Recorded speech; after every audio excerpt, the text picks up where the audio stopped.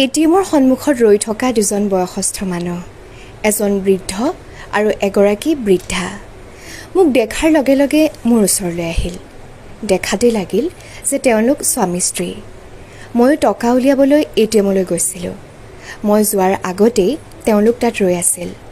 মোৰ ওচৰলৈ আহি বৃদ্ধ মানুহজনে ক'লে, মোৰ পইচাকেইটা উলিয়াই দিব পাৰিবা নেকি মাজনী? মই ক'লোঁ, নিশ্চয় পাৰিম। মই পাৰিম বুলি কোৱাত তেওঁ পকেটৰ পৰা এটিএম কাৰ্ডখন আৰু এটিএম পিনটো লিখা কাগজ এখন উলিয়াই মোৰ হাতত দিলে। ক'লে, লোৱা মাজনী।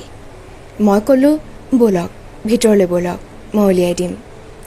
বৃদ্ধ লোকজনে ক'লে, মই বাহিৰতে আছোঁ দিয়া, তুমি উলিয়াই আনা। মই ক'লোঁ, আপুনিও ব'লক, আপোনাৰ পইচা আপুনি নগ'লে কেনেকৈ হ'ব? কিয় নহ'ব? নিশ্চয় হ'ব। তোমাৰ ওপৰত মোৰ সেইখিনি বিশ্বাস আছে। এই ঠাণ্ডা ঘৰটোত সোমালে মোৰ গা বেয়া লাগে। তুমিয়ে যোৱা, আমি বাহিৰতে আছোঁ। কি কৰিম বুজি পোৱা নাছিলোঁ। ভাবিলোঁ, ইমান বিশ্বাস কৰি মোক এটিএম আৰু পিন নম্বৰ দি দিলে। ইমান চিধা চাধা মানুহো থাকেনে? মই সুধিলোঁ, কিমান টকা উলিয়াম? 2000 টকা মাজনী।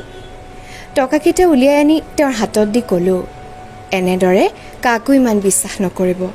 দিনকাল ভাল নহয়। মানুহে আপোনাক ঠগি গুচি যাব আৰু আপুনি গমেই নাপাব।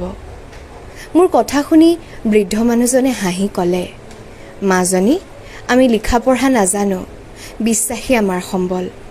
ভগৱানক যেনেকৈ বিশ্বাস কৰোঁ, তোমালোকৰ দৰে মানুহকো বিশ্বাস কৰোঁ। যদি লিখা পঢ়া জানিলোঁ হয়, এনেকৈ বেলেগক নক'লোঁ হয় পইচা উলিয়াই দিবলৈ। আচলতে আমাৰ দৰে দুখীয়া মানুহক কোনেও ঠগিব নোৱাৰে।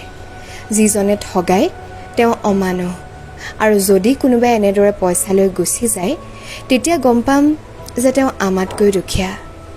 কথাখিনি শুনি বৰ ভাল লাগিছিল।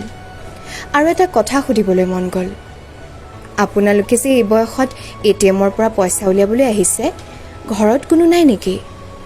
নাই, ঘৰত আৰু কোনো নাই, মাত্ৰ এই বুঢ়া আৰু বুঢ়ী, এজনে আনজনৰ সংগী। আপোনালোকৰ ল'ৰা ছোৱালী? নাই, ল'ৰা ছোৱালী নাই। সেই কথালৈ আমাৰ দুখ নাই। মানুহজনীয়ে এই কথালৈ অলপ দুখ কৰিছিল, কান্দিছিলোঁ। মোক কৈছিল যে বুঢ়া বয়সত আমাৰ কি হ'ব, আমাক কোনে চাব? মই তেওঁক কৈছিলোঁ, ভগৱানৰ ওপৰত বিশ্বাস ৰাখা। ভগৱানে যেনেদৰে জীৱন দি এই পৃথিৱীলৈ পঠিয়াইছে, তাৰ বাবে ব্যৱস্থাও তেওঁ কৰি পঠিয়াইছে। মইতো লিখিবও নাজানো, তথাপি এওঁ নিজৰ নামটো লিখিব জানে। এই বয়সত এজনে আনজনৰ চোৱা চিতা কৰোঁ। য'তেই যাওঁ একেলগে যাওঁ। মই কথাখিনি শুনি শুনি কাষত থিয় হৈ থকা বৃদ্ধাগৰাকীলৈ চাই আছিলোঁ। বয়সৰ হেঁচাত তেওঁ যেন সৰু হৈ গৈ আছে। বেমাৰত ভাৰাক্ৰান্ত চেহেৰা আৰু কপালত ভৰ্তি সেন্দুৰ। কিন্তু তাৰ তুলনাত বৃদ্ধজনক বয়সতকৈ ষ্ট্ৰং যেন দেখা গৈছে। মনৰ জোৰ যে বেছি, সেয়া দেখিলেই গম পোৱা যায়। এই বয়সতো তেওঁলোকৰ মৰম কিন্তু কমা নাছিল। মনত এটা প্ৰশ্ন জাগিল, দুখীয়া মানুহ, লিখা পঢ়াও নাজানে, কিন্তু এটিএম কাৰ্ড আছে, তাৰমানে বেংক একাউণ্টো আছে। ভাবিলোঁ এবাৰ সুধিয়েই চাওঁ। তেনে সময়তে বৃদ্ধ লোকজনৰ পকেটত থকা মোবাইল ফোনটো বাজিল। ফোনটো অহাৰ লগে লগে বৃদ্ধাগৰাকীয়ে ক'লে, চাওকচোন, বাবাই ফোন কৰিছে নেকি? বৃদ্ধ লোকজনে পকেটৰ পৰা কিপেডৰ মোবাইলটো উলিয়াই লাউডস্পীকাৰত দি ক'লে, হেল্ল', কোৱা। ফোনটোৰ সিপাৰৰ পৰা এটা ল'ৰাৰ কণ্ঠ ভাহি আহিল, পইচা উলিয়ালা? অঁ বাবা।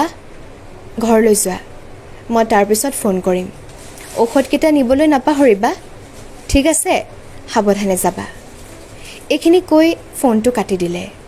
তাৰপিছত ফোনটো পকেটত থৈ বৃদ্ধজনে হাঁহি মুখে ক'লে, এটিএমৰ পৰা পইচা উলিয়ালেই বাবাই খবৰ পাই যায়।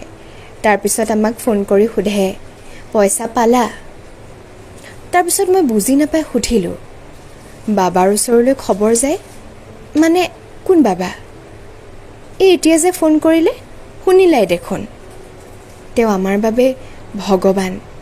প্ৰতিমাহেতো তেওঁৱেই পইচা পঠায়। বেংক একাউণ্টটো তেওঁৱেই খুলি দিছে। আচলতে 10 বছৰ আগতে মই এটা বেগ হেৰাই পাইছিলোঁ। বেগটোত কিছুমান দৰকাৰী কাগজ আৰু 20,000 টকা আছিল। বেগটো মই থানাত জমা দি দিছিলোঁ। পিছদিনা বেগটো যাৰ আছিল সেই ল'ৰাজন থানালৈ আহি বেগটো লৈ গৈছিল।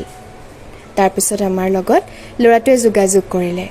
সেই বেগটো বোলে নোপোৱা হয় তাৰ চাকৰিটো গুচি গ'ল হয়।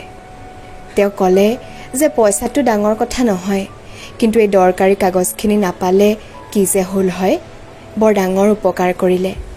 তাৰপিছত আমাৰ এই অৱস্থা দেখি ক'লে, আপোনালোকো মোৰ মা দেউতাৰ দৰে, মই আপোনালোকৰ লগত আছোঁ। দৰমহা হোৱাৰ লগে লগে মই প্ৰতি মাহে আপোনালোকক পইচা পঠাম। মাজে মাজে তেওঁ নিজে গাড়ী লৈ আহি আমাৰ খবৰ লৈ যায়হি। ATMখনতো সেই ল'ৰাজনৰে ফোন নম্বৰ দিয়া আছে। এই মোবাইলটো তেওঁৱেই কিনি দিছে। সেয়ে মই মানুহজনীক কওঁ, চোৱা, যাৰ কোনো নাই তাৰ ভগৱান আছে। সৎ পথত থাকিলে ভগৱানে হাবি জংঘলতো খানা যোগাৰ দিয়ে। তোমালোকৰ দৰে মানুহ আছে বাবেইতো সাহস পাওঁ, বিশ্বাস কৰোঁ। সেই বিশ্বাস লৈয়ে আজিলৈকে চলি আছোঁ। যাওঁ দিয়া, তোমাৰো বহুত দেৰি হ'ল। মই তেতিয়াও ৰৈ আছিলোঁ। বুঢ়ী মানুহগৰাকীয়ে বুঢ়া মানুহজনৰ হাতত জোৰকৈ খামুচি ধৰি আগুৱাই গ'ল। কম সময়তে ইমানখিনি কথা শিকাই গ'ল। জীয়াই থাকিবলৈ এসোপা টকা নালাগে, লাগে সততা, বিশ্বাস আৰু ভৰসা কৰিবলৈ এখন হাত। সেয়া থাকিলে মৰম ভালপোৱাৰ কেতিয়াও অভাৱ নহয়। জীৱনৰ শেষ দিন পৰ্যন্ত ভালপোৱা থাকে, মাত্ৰ বিশ্বাস ৰাখিব লাগিব। সঁচাকৈ যাৰ কোনো নাই তাৰ ভগৱান আছে। ভগৱান থাকে আমাৰ সকলোৰে লগত, আমাৰ কাষত, আমাৰ মাজত। ধন্যবাদ।